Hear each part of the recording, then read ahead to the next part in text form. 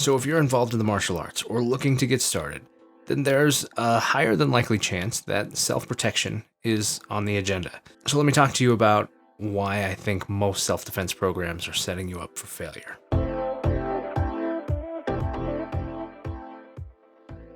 Hey, what's up? I'm Ken. This is kenfuTV, and each week I release videos in the martial arts, philosophy, technique, training, that sort of thing. If that's what you came here looking for, be sure to subscribe, hit that bell so you know when new videos are coming out. And while you're down there, make sure to leave a comment. Let me know why you liked this video, and if it had value for you, make sure to hit that like button while you're there. So this week I want to talk about self-protection, and I want to talk about one of the biggest misconceptions about the martial arts and self-defense training. Now, you might already know this. You might be watching this from a perspective of having come to understand this already. I know I have, but that doesn't mean that the world has, so I want to talk about it. When I started the martial arts, I started because I was a product of the Power Rangers and Karate Kid and Teenage Mutant Ninja Turtles, and I loved the idea of the art and the martial skills building a person, making a strong person, a capable person of good character, and developing that character through martial training, through a physical skill, through discipline, usually guided by this figure who had all of this knowledge and could drop these pearls of wisdom to take you further in your journey. And Lord knows I'm a sucker for training montages, like 1980s training montages. So when I started, that was what I wanted, and I found it. In the traditional martial arts, I found that thing. I got to go train, I got to work on who I was, I got to have self-introspection and work through discipline and learn the lessons of working hard and overcoming obstacles and persevering. All of these things were obtained through the martial arts. I wasn't bullied. I didn't live in a bad part of town. I didn't have crappy parents. I didn't have all of those things that led to situations where self-protection was high on my list or coming from areas of trauma. You know, in the martial arts, I've never had to defend myself. But the truth is that's probably a lie, because my martial skills have allowed me to defend myself. Just the confidence, the sheer confidence that I have, having gone through the training and realizing how much I'm capable of and how much I can persevere and endure, gave me the ability and the confidence to stay in situations, to listen to people, and to understand and diffuse and de-escalate situations that probably a lesser prepared me, somebody who didn't have the confidence to deal with that, would have more likely escalated as a defense mechanism and created a bad situation. So while I can think back to situations like that, they were almost situations that I was lucky that I applied them the way that I did, but I didn't even know what I was doing at the time. So that doesn't allow me really easily to actually apply these things with intent. So I think becoming aware of this stuff is really important. But as I've continued to train, as I've continued my study, as I've continued to work into the role of an instructor, and now somebody who's running a school, I realize the importance in being genuine with people. I still can't choose who comes to train with me, and I can't choose why they train. They can come in saying, yeah, I just want to do karate, I think it looks really cool. Nope, I don't have any situations, I'm not worried about that, I just kind of want to train. But that does not mean that they're not internally interpreting that what they're getting is a self-defense package, that they're learning how to defend themselves. That does not mean that just because they haven't told me that they haven't gone through some kind of trauma that they are dealing with in their lives. I don't get to choose those things. So all I can do is focus on being the best instructor I can be, honest and transparent, providing the best information I have access to, and continuing that search for information to continue to improve myself and my abilities to pass on appropriate knowledge to people. I consider it my responsibility as someone who passes on martial skills to make sure that I'm not forgetting that people need this to defend themselves, and that violence in the world is not what we see in the movies and our favorite TV shows. It doesn't end the way that we think it does, and I'll get into that a little bit more. Today I want to talk about a course that I just finished. I spent the last 10 days working through a course of the realities of violence by Randy King. Finished it about 2 days ago. I've spent these last 2 days processing and absorbing and giving thought to what I've taken from that course. And I wanted to share that with you. I wanted to share also the course with you. I want people to know that this exists. So who is Randy King? Randy King is a really great guy out of Alberta, Canada, who runs a number of things in kind of this martial arts and self-protection circle in those communities. He's got his podcast, Randy King Live. He's got a podcast he co-hosts with Ryan Rothman called Talking with Savages. He's got his own self-defense program that he teaches there locally, KPC Self-Defense. He's involved with Violence Dynamics with another of other names, including people like Rory Miller, who, if you've looked at any of this self-defense or self-defense kind of stuff is on your mind, that name has come up, especially if you've talked to anybody who is deeper into this stuff.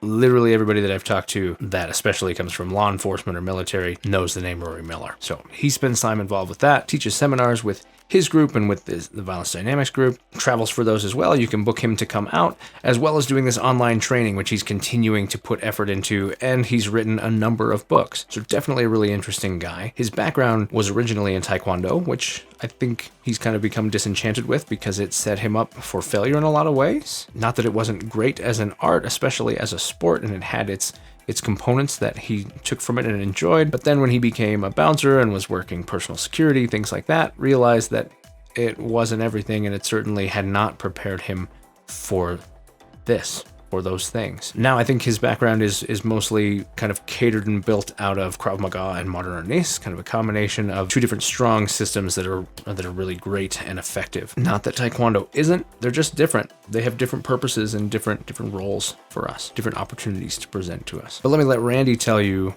some of why he's putting together courses like this, why he cares about the realities of violence and self-protection. I didn't know what was real, what was unreal. I only had the word of my instructor to be my touchstone to the world of violence.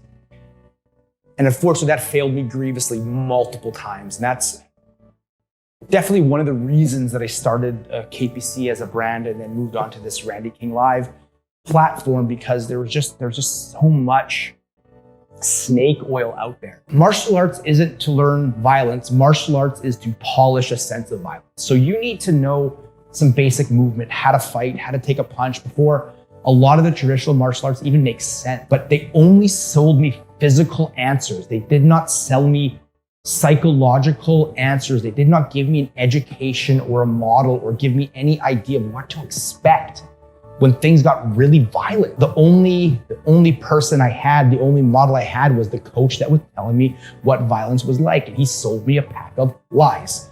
And this is one of the major reasons I do what I do, is that I'm here to clear the weeds of the bullshit that is out there to give you an actual view of what's going on. It's not nearly as scary as you think, but it's not nearly as easy as people think either. It's definitely in the middle. It's frustrating because they make violence this romantic thing, right? Like, what would you do for your family? I would die for them. And dying is such a romantic notion of violence. But guess what? If dying is on the table, pooping in a bag is on the table. Being in a wheelchair is on the table. Are you willing to be crippled for your family? Or maybe should you create some other answers, some education-based ways to de-escalate, identify threats before they happen? There's a place for combatives. There's a place for martial arts. What I'm trying to specialize in here is realistic. I don't want you to have to go through the things that I went through to get this information. The price for the knowledge that I have was exceptionally high. I believe through these models, through empowerment, education, and empathy, we can juice this for you so you don't have to go through all of the crazy experiences I did for you to get a better snapshot of violence. You need to have some sort of education. Education is accessible now. Technique takes time. So I want to give you the best education I possibly can so you don't have to go through speech therapy and physiotherapy to learn these hard-learned lessons that I had to pay for in blood. So Randy's course, the course that I just finished, is called The Realities of Violence. And I knew from conversations with Randy and Facebook and his blog and online presence and all the videos he's done, things like that I've been exposed to, I knew that I would like where he was coming from and how he was targeting and attacking this topic. But you never know what to expect when you get into something like this. And I can say, even though I knew it was going to be great, I was even more impressed when I went all the way through it. He's put so much effort and so much time. And truly, I know, even just from making videos like these, I know the effort and time that you have to put in every 5 minutes could be a half hour's worth of work. Some of these videos that I do that are 10 minutes long take 6-8 hours to complete. It's amazing how much effort you can put into this stuff. And so I can really value and appreciate all of the effort and the time that he's put into just producing this material, let alone all of the time and effort he's put into researching and having the knowledge to even have these discussions. The course itself is a soft skills course. It's about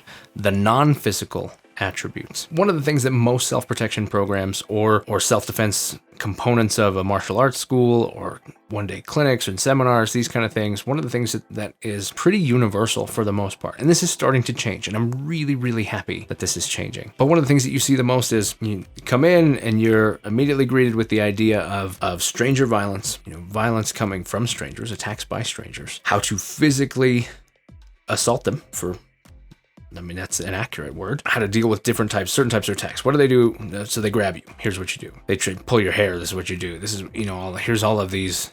If they do this, you do that. If they do this, you do that. That's how most of these are built, because it's really easy to categorically decide on an attack, decide a response to that attack based on simplicity and ease of learning and applying that attack, or just plain purchasing the snake oil of, we believe that this should take care of this really well, but we've only ever applied it with compliant partners. So, and that's another thing about those. Typically, you're probably working with each other, which means you're working with somebody who's compliant, who possibly doesn't want to be there any more than you do, as far as when it comes to actually interacting. Like that you feel like you need this stuff, you turned up because you felt like you wanted it, either because you're worried about it happening or because it's already happened. But then you don't necessarily want to do these things to each other, and so you don't really escalate, and you don't really process just how difficult some of these things can actually be to succeed at. But then the whole overarching strategy that most of these are about somebody you don't know doing something, somebody trying to take your wallet, somebody trying to rob you or whatever, somebody attacking you, somebody trying to rape you, whatever, but they're always a stranger. And I get it. I know why that is.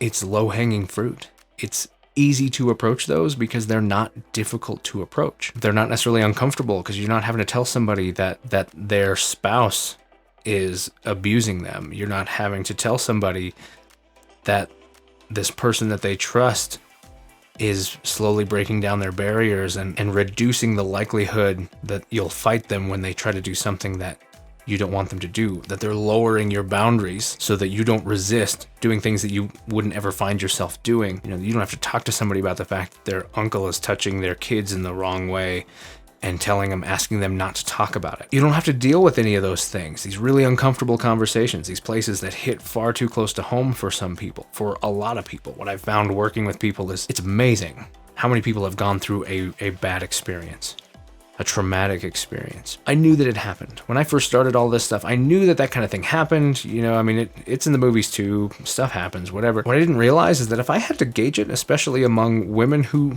participate in the martial arts with me, is that like 90%, maybe more, have had something happen to them in their life. It's not a very concrete number. I have not actually worked the math, but I have a hard time thinking of anybody that I've worked with that has not had something that they're trying to get past, that they're trying to heal from, that they have fear and panic from, that they're not psychologically still dealing with. Could have happened when they were a kid, could have happened as recently as last week. It's amazing how many people around you are struggling with really difficult things, really bad things that they're afraid to talk to people about, that they maybe even haven't fully processed themselves, that these are real things that have even happened to them. So this stuff, we don't want to see it. We want to practice all the movie star violence, all the choreographed fights, and we want to become good at these skills, or maybe compete, or maybe do whatever, but we don't want to own up to the fact that the world is a crazy place. People do crazy things for a lot of different reasons, and they do it to the people we care about, and it could even be happening right now. We don't want to own that. We don't want to face that. So we tackle strangers and we tackle basic physical things, and we don't talk about the uncomfortable stuff, because then we have to face the uncomfortable stuff. And I get it.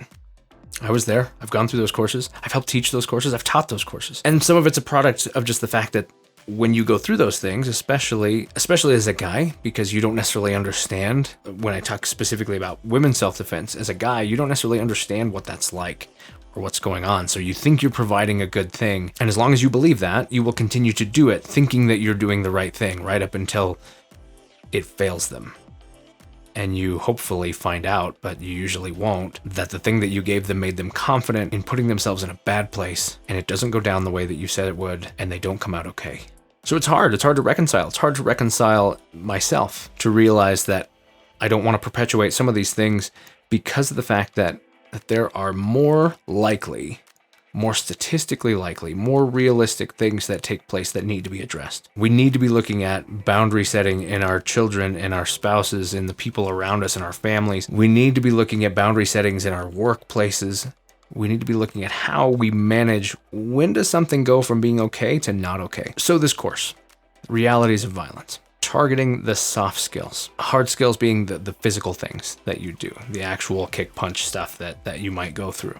Soft skills being the awareness, being the understanding of what could happen, being the ways of dealing with the aftermath, being just the understanding, using tools like de-escalation and diffusal and that kind of stuff all fall into the category of soft skills. So I absolutely think if you are teaching martial arts, if you're teaching self-defense, especially if you specifically are telling people that you're teaching them self-defense and self-protection, not just a physical skill that you could beat off a bully or a random person, but truly able to deal with violence. And in this course, Randy specifically uses the definition of violence from the World Health Organization. And I'll drop that right here because I really like it and it expanded my awareness of the concept of violence, especially that last part where it's talking about maldevelopment and deprivation. Those are things that haven't necessarily crossed my mind when I think of violence. And when you expand your understanding to include those things, you start realizing that violence is happening around you, or possibly even to you, more often than you realize. We can become really complacent and not notice the kind of things that are happening. So we have to first define what is violence. And it's reasons like these that I think this course is super important. And courses like this is, I'm sure, not the only one out there. Because of Randy, who he is, and the fact that I knew where he was coming from, I definitely wanted to take a look at this course, and I am not disappointed at all. And I'm making this video specifically just to share and let people know that it's out there and that you should go look at it, and that you should encourage other people to look at it, and you should share it with your family. And if you're a martial arts instructor, you should be taking and incorporating this information and helping to come to a better understanding and maybe realize the holdovers that we're still perpetuating that are putting people in danger. Truly, this course is worth every penny. It's worth significantly more than what you will pay to go through it. Randy's also available to do these courses in person, and you can book him for stuff like that. So that's definitely something to look at. But so let's talk about how the course is set up, just so you kind of have an idea of what to expect when you do it. The course is done through Teachable, and so there's a variety of different ways to access the material, and it breaks down into a number of things: video slideshow presentations that contain enormous amounts of information, really good information, videos of Randy talking to you directly, as well as him coaching you through actual surveillance videos and stuff of actual altercations that are good examples of a lot of the things that he's talking about. And he coaches through pointing out things about them to help teach you to see things, so that you can approach and be aware of the kind of things that are going on, especially pre-attack cues, because the better you can be in tune to those, the better you can create a situation where you can start to make your exit before it's a problem. And then lastly, quizzes, little quizzes along the way, and a quiz towards the end where I think I would be willing to bet, just based on looking at them, that Randy based these off of plucking really critical pieces of information and making sure to use these little quizzes to reinforce that information is sinking in for you. Really clever, really well done.